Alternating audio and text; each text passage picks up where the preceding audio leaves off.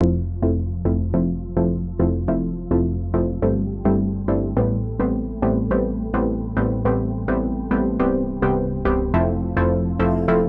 to Keepin' It Real, where we feature entrepreneurs and enterprise leaders who share their great ideas in our guest blog at shareyourstories.online.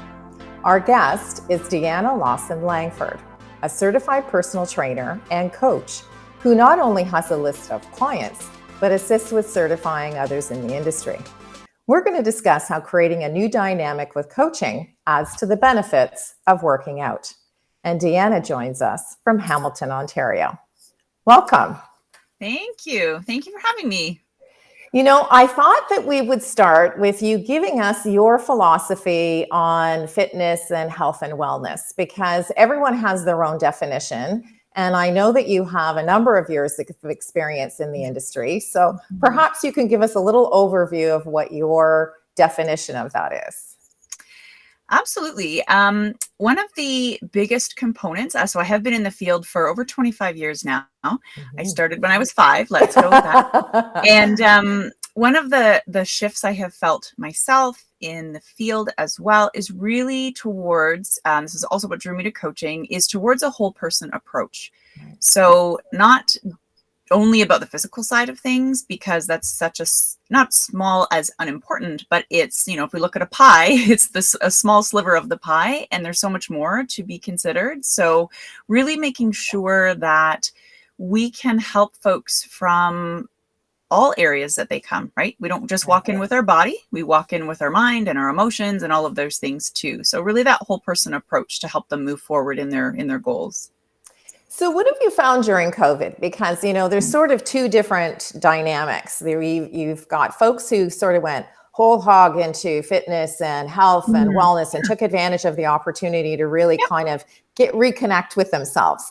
And then we have those who had some difficulty with COVID and, they perhaps were stress eating or, binging on Netflix or doing those kinds of things. I mean, I think we all perhaps did a little bit of both, but what are some of the things that you're seeing, Deanna, in the general population as a result of COVID? Yeah, it's a great reflection. There does tend to be kind of, at first it was sort of this either or, either I'm going to be really, really moving or I'm going to be not doing anything. Right. And I have no judgment for either. These times were really hard for folks. So I think with whatever we're doing, I encourage folks to have a real self-compassion lens that they're looking through things saying, you're doing the best you can. Right. And we might also need to do better for our health and wellness, right? Both of those things are true. So I do find, the folks that are the fitness folk, they're rolling along, and those are not the people that need me. It's been the people that are saying, my gosh, I'm so isolated. I miss my group fitness. I am not moving near enough. I have found people are struggling with their balance. And I'm not talking about, maybe somebody that's had an injury or is of, like 100 years old. I am talking about many folks, regular people that before we were walking, we were moving, we had to walk to the photocopier, if we even use that anymore. But now, because we're sitting so much, that we're getting back out and our balance is challenged. The imbalance we had in muscles, right side to left side, for example, that has gotten worse. There are so many really interesting and things that we're now having to sort of reset to rebuild before we can get back to maybe where an individual was. So it's interesting, right? It's frustrating for a lot of folks, but it is an interesting shift that we've had to make to say kind of all bets are off. I have to look at where you are now, regardless of where you are or where you were a couple of years ago. We've got to look and see how your body has been impacted by the changes. So it's been, tough. It's been interesting. Yeah. Now tell me, because I know that you flipped your business to online like many trainers. And that came with a whole host of challenges because we're used to the one-on-one interaction with clients, whether it's in a group setting or in a personal training environment. So how did you find yourself as a trainer making that transition to an online platform? Yeah, it was interesting because when I launched my business right before COVID hit, and I was actually growing as I said, I've been in the fitness space for a really long time, and I was adding coaching to my credentials and experience. So when I launched, I was actually really focused on the coaching space. And as you know, we were already virtual, right? We were already Zooming before Zoom was a thing. So that part actually happened pretty organically. So that I was thankful for. And then when I dipped back into the fitness space, it was really interesting. Thankfully, I have a group of women that move with me in fitness classes that were just, let's just do our best. And we laughed at the glitches and we just learned as we went along. What was interesting, because I also train fitness professionals, I speak at conferences, that was a real interesting learning experience, having to do all that pre-recorded. And then, of course, we're just heading towards the third year of doing a virtual conference. And it was like old hat, it was just like, oh, that was really easy. So learned a lot. And, I won't lie, it was a struggle. It was hard. We struggled along with our clients. So we did have some shared really crummy experience there, which I think strengthened some of those relationships. I was just going to say, it makes it keeping it real, right? I mean, totally. we had like wardrobe malfunctions. We had like all kinds of really weird things that were happening. So now that we're sort of in the post-COVID space, for lack of a better term, do you find that your clients are looking for a hybrid model where they want to meet in person some of the time, but they've gotten quite comfortable with meeting virtually? Are you finding that there's that hybrid sort of concept? Yeah, I think what I'm finding is, again, keeping it real, we are all learning. And so I'm taking a client-led approach to saying, what do you need? And how can I meet what you need? I'm finding that individually, my clients are not looking for hybrid. They're either or. So I have some people that were like, yep, I am back in person. Let's roll. Or some people that have said, I am not comfortable to go back in person. So I really want to keep the hybrid. I mean, I should say, I do have a couple of people that join me in person and online. But I have found that, people are really going with what they're comfortable, which I think is awesome, because you're going to get a better result in your goals if you're feeling safe in what you're doing. So I'm happy to keep offering both. Yeah. So let's just flip a little bit to the education component, because, full disclosure, you and I met when I was starting my personal training journey many years ago. And, we formed a real tight knit group there where we'd be taking courses, and you were the instructor, providing us with all of the information that we would need in order to write this exam to become certified. So a lot has changed in the education space too. And I know that you also speak at conferences. So tell me a little bit about, how is the education component of people who are interested in joining the industry? Is it more group fitness, or is it still from the personal training side? It's a great question. And I don't have a solid answer, again, keeping it real, because we are still transitioning. And so what I have found is, again, I had people from the get-go say, let me know when your courses are back in person. And then other people that were saying, I still need that virtual option, because like you mentioned already, sometimes people are saying, gosh, I don't, I'm in Hamilton, and much of the training in many places is in Toronto. Right. And so a lot of people are like, I don't want to drive into Toronto if I don't have to. I'd rather learn from my living room. So I'm finding that kind of hybrid model, or not necessarily the same courses, is offered in person and virtual at once, because that's really tricky in the specific courses that we're teaching. But offering both, offering in person. We are doing lots of in-person courses again, which is great. And some people still are really benefiting from the virtual.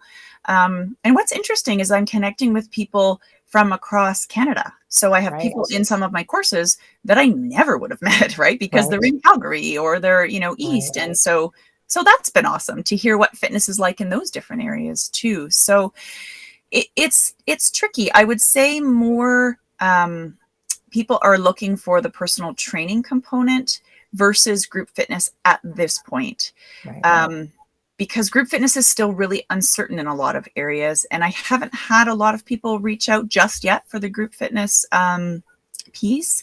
Really, the personal training is what people have been reaching out to me for at this point. But again, we're learning.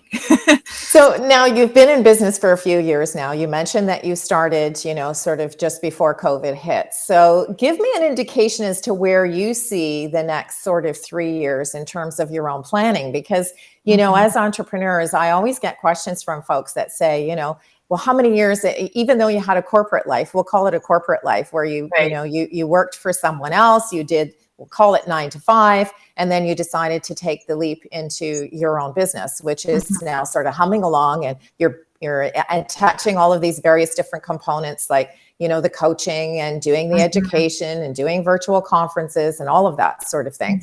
So where do you see your business now as an entrepreneur moving forward for, say, the next 3 years? Yeah. So in the coaching space, I work specifically with women, helping figure out their work-life blend. The work-life balance, for me, that term doesn't really sit well. It feels really fragile, and we are so much stronger than that. So it is about how to blend. We know the pandemic has disproportionately hit women. And so it is really figuring out how to, you know, keep on keeping on and thriving when work and life and all the things are kind of hitting you at once. So that's the life coaching work that I'm doing, which is just, you know, have gone through and am still going through that journey myself. So it's been amazing to help other women really find their voice in this new landscape. And then the personal training component, you know, I still work with a handful of clients that I love. I still teach group fitness. I don't know that I'll ever give that up. That was the first baby that got me into the fitness space, right? So I don't know. We'll see. And then the fitness education is really where I am growing. So I'm a, you know, a CEC provider for a couple of organizations. So really helping fit pros figure out their next steps has been awesome. So those are the 3 areas that are really growing. So now I know that you would be considered a mentor to folks who are in the industry, because, you know, we all know that you need CEC units to continue to maintain your license. And so folks look to you for that education component. And then I know that you help folks sort of, you know, outside of the education. If they need some additional help, I know that you always make yourself available. So that would be the mentorship piece. But as an individual who's in the industry, who do you look to for that little bit of guidance? Because, you know, I've certainly found that when we're introducing all of these new elements into our business and we're making a blend ourselves, sometimes we need somebody to help us out, to sort of give us some clues or some tips on how to, you know, we don't want to make the same mistakes, and why should we when we have a number of people in our network who can help, right? So is there any one or any area of expertise that you've been looking to as an entrepreneur in your business? Yes, I think on the business side of things, so one of the things I also have noticed over the last 25 years, just in, you know, in business and corporate, I guess you could say, is how women are building up other women. Like, there is such a team collaborative environment. So, you know, I have a network of women around me that have been in business for longer, that are doing similar work. Even though they're doing similar work, you know, they're happy to, I'll say, hey, what about this? Or what about that? You know, so reaching out to other women that have come before me, that have paved this way, right?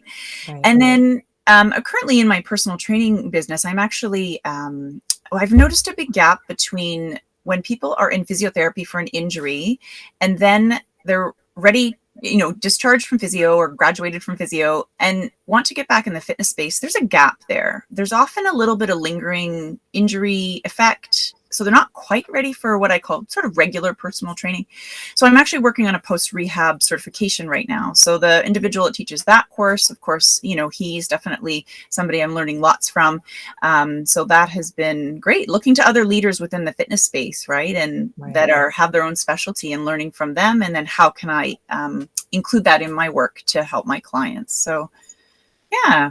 That's a really good point, because I remember when I was first starting to work in the corporate space as a trainer, and I was part of a study that was done through the Cancer Center, where they were, you know, taking a look at doing what are the rehab opportunities for people who are leaving treatment and before they actually go back to what we would call sort of normal day-to-day activities. You know, what can they do? How do they transition from the medical space, as it were, to you know, to regular fitness? Because in those instances they didn't need physiotherapy, because it wasn't something generally that you know, that needed that kind of discipline.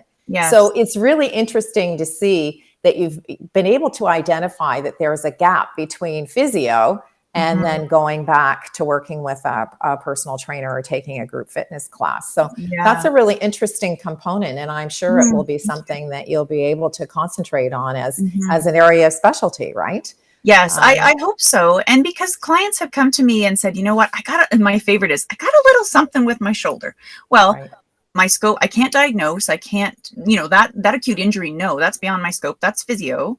But then just to say, I've done this, but I still have a little something, right? And I kept a little niggle, right? There's a little niggle there. Yeah, exactly. And I thought, gosh, I've got to figure out how I can better serve. So yeah, it's interesting. And I do hope that will be really helpful for folks.